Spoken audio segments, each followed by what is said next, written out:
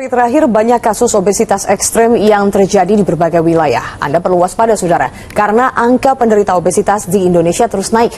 Data Kementerian Kesehatan menyebut 1 dari 3 orang dewasa Indonesia kini mengalami obesitas.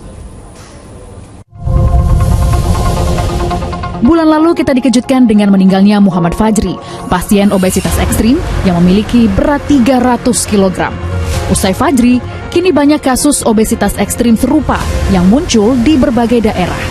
Berat badan ekstrim yang lebih dari 200 kg membuat pasien obesitas ekstrim sulit melakukan aktivitas normal. Kementerian Kesehatan khawatir dengan meningkatnya angka penderita obesitas. Data Kemenkes menyebut kini 1 dari 3 orang dewasa di Indonesia pengidap obesitas. Apa aja sih zat gizi yang diperlukan dewasa? Sebelumnya, kebutuhan zat gizi pada orang dewasa bertujuan untuk mempertahankan fungsi tubuh, menjaga kesehatan, mendukung aktivitas sehari-hari, dan mencegah penyakit degeneratif. Kebutuhan ini dipengaruhi oleh usia, jenis kelamin, aktivitas fisik, kondisi fisiologi, serta status kesehatan individu. Yang pertama adalah zat gizi makro. Zat gizi makro pada orang dewasa adalah nutrisi yang dibutuhkan tubuh dalam jumlah besar, seperti karbohidrat, protein, dan lemak. Kisaran distribusi zat makro yang dapat diterima untuk orang dewasa yaitu karbohidrat sebanyak 45-65% dari jumlah kalori per hari, lemak 20-35% dari jumlah kalori per hari, dan protein 10-35% dari jumlah kalori per hari. Karbohidrat adalah zat gizi makro utama yang digunakan tubuh sebagai sumber energi primer, terutama bagi otak dan otot. Fungsinya meliputi penyediaan energi, menjaga massa otot, dan menstabilkan gula darah. Contoh dari karbohidrat yaitu kentang, nasi, dan roti. Selanjutnya adalah lemak.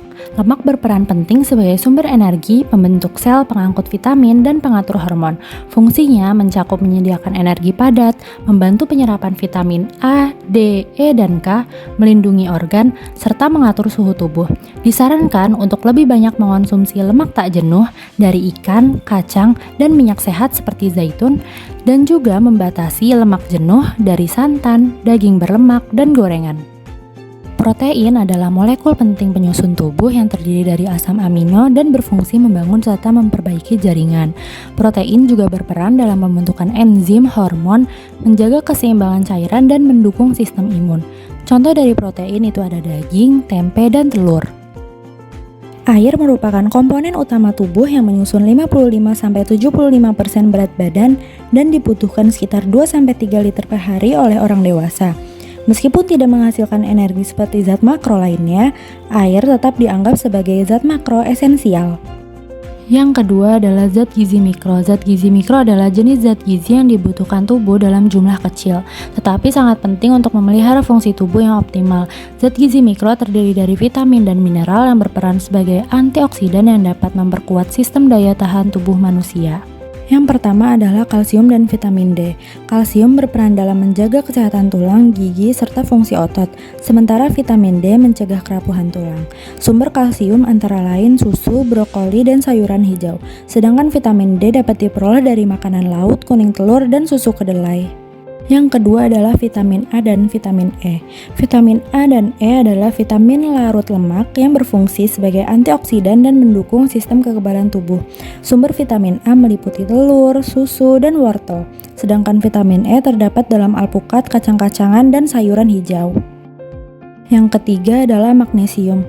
Magnesium adalah mineral yang berperan penting dalam pembentukan tulang, fungsi saraf, produksi energi, serta pengendalian gula darah dan tekanan darah. Sumber magnesium antara lain alpukat, pisang, ikan, dan sayuran hijau. Yang terakhir adalah zat besi. Zat besi berperan penting dalam sintesis hemoglobin, membantu pembentukan sel darah merah, dan mengangkut oksigen serta elektron dalam proses produksi energi. Sumber zat besi meliputi daging merah, hati, ikan, kerang, bayam, dan kacang-kacangan. Masalah gizi pada dewasa, masalah umumnya itu seperti obesitas, di mana penumpukan lemak akibat kelebihan asupan energi dan juga kurangnya aktivitas fisik. Yang kedua, hipertensi. Nah, tekanan darah tinggi akibat konsumsi tinggi lemak jenuh dan juga natrium. Yang ketiga, diabetes mellitus tipe 2. Nah, kadar gula darah tinggi itu karena pola makan yang buruk dan juga minimnya aktivitas. Yang terakhir itu ada artritis gout, PJK, kanker, dan juga osteoporosis. Nah, ini termasuk jenis masalah yang dipengaruhi oleh status gizi yang buruk. Nah, selain masalahnya, itu juga ada penyebabnya. Yang pertama itu pola makan tidak sehat, seperti tinggi lemak, gula yang berlebih, terus rendah serat.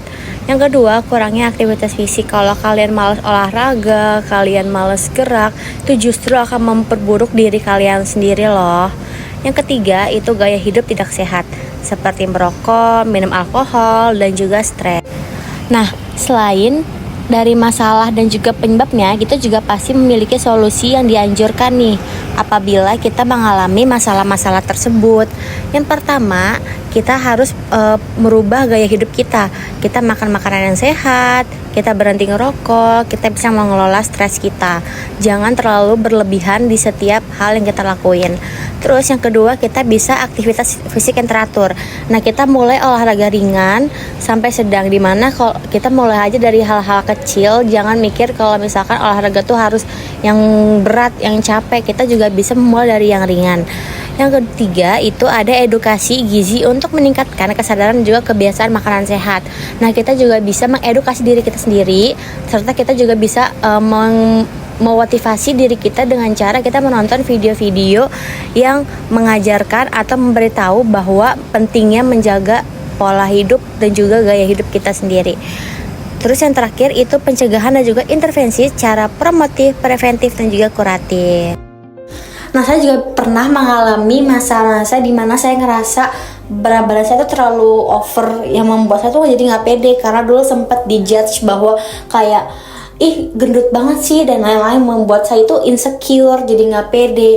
Nah, pada saat itu kan COVID selama 2 tahun ya kurang lebih.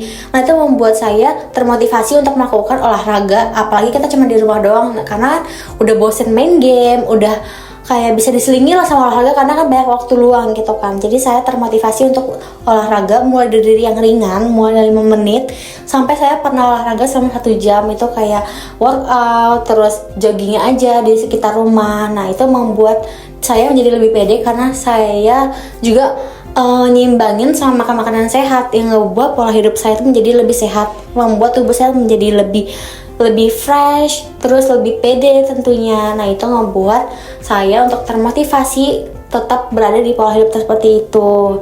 Makanya penting banget untuk kita remaja menjaga pola hidup kita agar tetap sehat dan seimbang gitu semuanya. Jadi biar bisa lebih pede dan gak insecure lagi.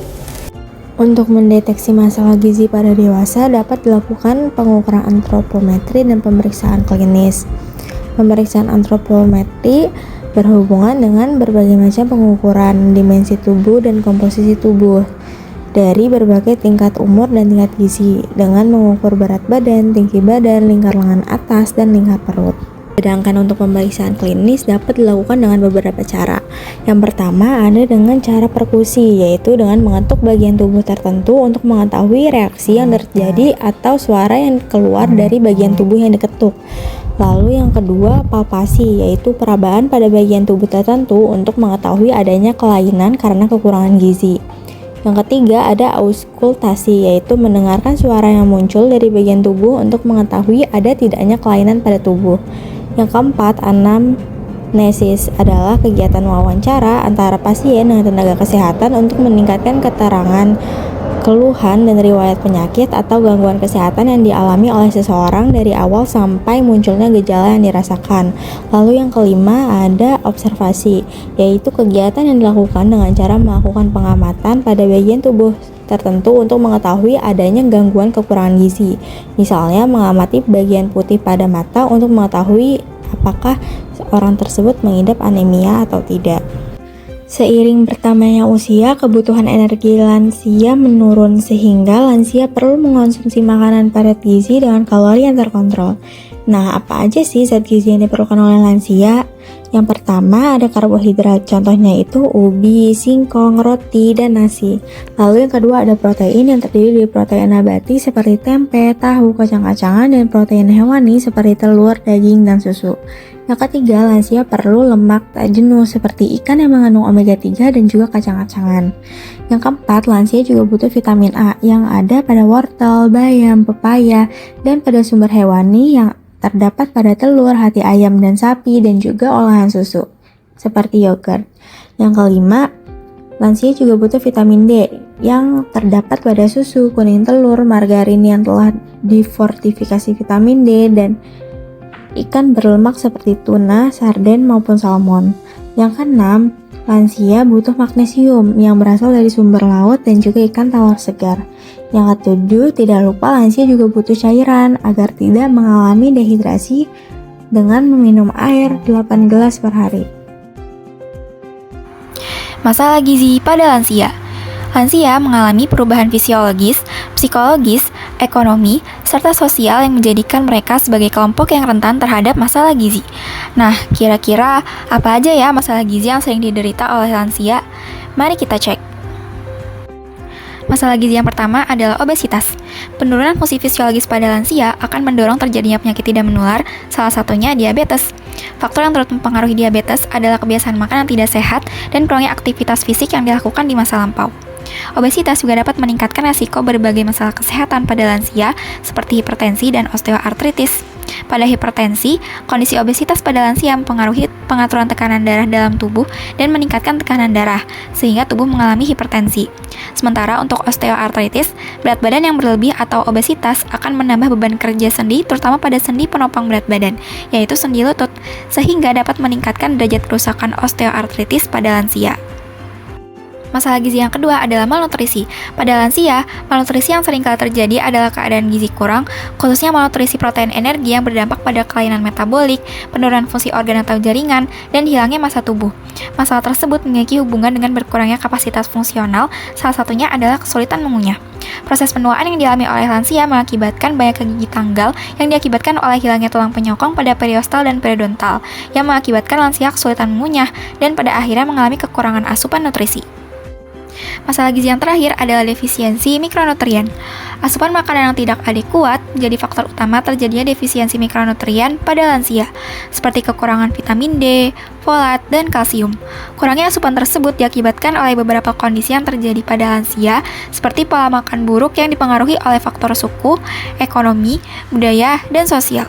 Selain itu, perubahan fisiologis pada lansia seperti penurunan fungsi penciuman, penurunan produksi air liur, dan masalah dalam proses menelan mengakibatkan lansia mengalami penurunan konsumsi makanan tinggi mikronutrien.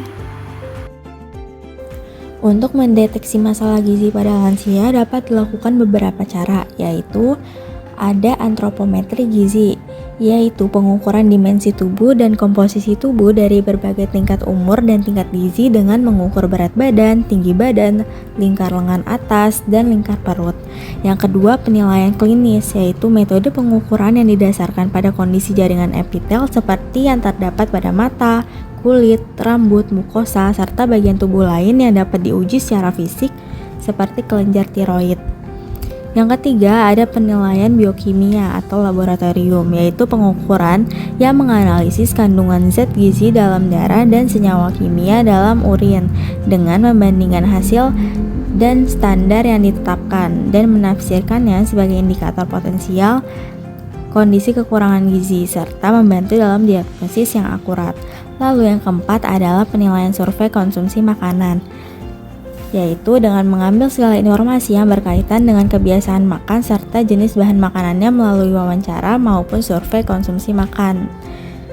Nah, biasanya ada dua metode. Yang pertama jangka pendek, yaitu pengumpulan data yang biasanya kebiasaan makan itu pada saat itu juga. Lalu yang kedua jangka panjang, yaitu pengumpulan data dari kebiasaan makan dalam kurun waktu 1 bulan maupun 1 tahun. Berbagai perubahan yang terjadi pada lansia seperti perubahan fisiologis dapat mempengaruhi pola makan dan status gizi lansia, serta dapat menyebabkan mereka rentan terhadap masalah gizi seperti yang sudah dijelaskan. Nah, maka dari itu, penting dilakukan langkah intervensi gizi pada lansia secara menyeluruh, terintegrasi, dan mempertimbangkan berbagai aspek kehidupan lansia. Langkah intervensi yang pertama adalah dengan edukasi gizi yang tepat dan berkelanjutan. Menurut WHO, pemberian edukasi ini meliputi pola makan yang sehat dan pentingnya berbagai asupan nutrisi seperti protein, serat, vitamin, dan mineral. Edukasi gizi bisa dilakukan melalui posyandu lansia, penyuluhan di puskesmas atau media sosial, serta melalui pihak-pihak yang terlibat dalam perawatan lansia, seperti keluarga, caregiver, maupun tenaga kesehatan. Langkah intervensi yang kedua adalah intervensi psikososial. Gangguan suasana hati seperti depresi telah terbukti menurunkan asupan nutrisi, terutama pada lansia yang tidak memiliki dukungan sosial yang memadai. Untuk itu, diperlukan strategi intervensi psikososial yang komprehensif, seperti meningkatkan interaksi sosial dengan mengajak lansia makan bersama, serta memberikan dukungan emosional dan psikologis, baik melalui konseling maupun terapi kelompok. Langkah intervensi yang terakhir adalah dengan pemberian makanan tambahan atau PMT. PMT bagi lansia umumnya berupa pemberian makanan padat gizi yang mudah dikonsumsi dan dicerna, seperti bubur kaya protein, biskuit tinggi energi, dan susu khusus lansia. Tujuan dari pemberian makanan tambahan ini adalah untuk meningkatkan asupan energi dan protein harian, mempercepat pemulihan status gizi, serta mengurangi risiko komplikasi medis akibat malnutrisi, seperti infeksi, penyembuhan luka yang lambat, dan penurunan fungsi imunitas. Yuk kita hidup sehat. S. Sadar pentingnya gizi seimbang. E. Evaluasi pola makan secara berkala. H. Hidup aktif sesuai kemampuan. A. Atur waktu makan dengan baik. T. Tetap periksa kesehatan secara rutin. Sehat bukan hanya harapan, tapi juga keputusan.